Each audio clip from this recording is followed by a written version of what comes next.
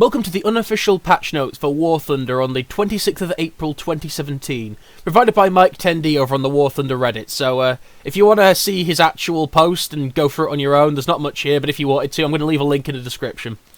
So firstly, they've made a change to the lobby system. Players can now create their own rooms for events with lobby-based matchmaking, map selection, BR, nation selection, and even enduring confrontation options.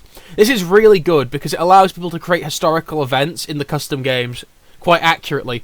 Because, let's be honest, whenever Gaijin does a historical event, it's either horrendously unbalanced, or it's the same one over and over again. A couple of months back, they had the Battle of Moscow for like 4 weeks in a row.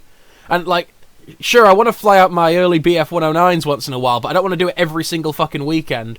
This will allow me to do basically any sort of historical event whenever I want, which is very good, because, you know, I might feel like doing the fucking Battle of the Bulge map in Ground Forces, which I'm going to be completely honest, I've seen once since it was released. Now, if you guys have had the same thing, just like a quick tirade, because I might do a rant on the actual map, the map searching. How many of you guys have actually seen the Battle of the Bulge map consistently? Leave a comment down below. Either way, the second major change is the Yak 3T's had a BR change. So the Yak 3T, when I did the breakdown on its stat card, it turned out it was basically a worse performing Yak 9P. Now, it was basically because the engine in it was a Yak 3P engine, with basically just a large 37mm gun taped onto the front, so you lost performance. It ended up having a top speed of like 396 miles an hour, I want to say. So it was worse in every way to the Yak 9P. Gaijin appears to have realised this. So for RB, they're changing its BR from 5.3 to 5.0.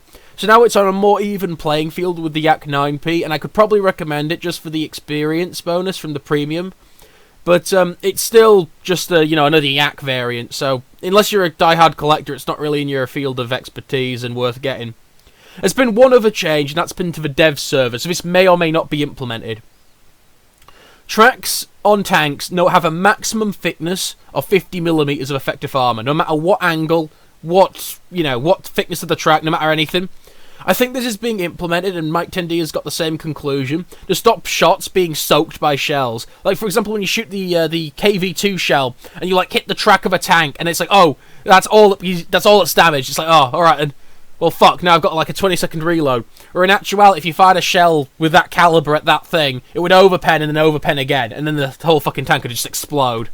There's some good pictures over on the War Thunder forums of what happens when, the ISU 152 shoots a tank in real life. There's not much left, let's just be honest, it's a big hole. And that's when there's the armor-piercing shell.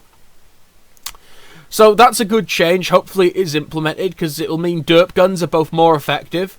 And also it'll allow you to do sort of trick shots where you pen through the tracks and then through the side with a really high caliber sort of high velocity APCR sort of shells, instead of just getting soaked by the track. So yeah, this was a relatively short one, guys. Like, comment, do all that shit down below.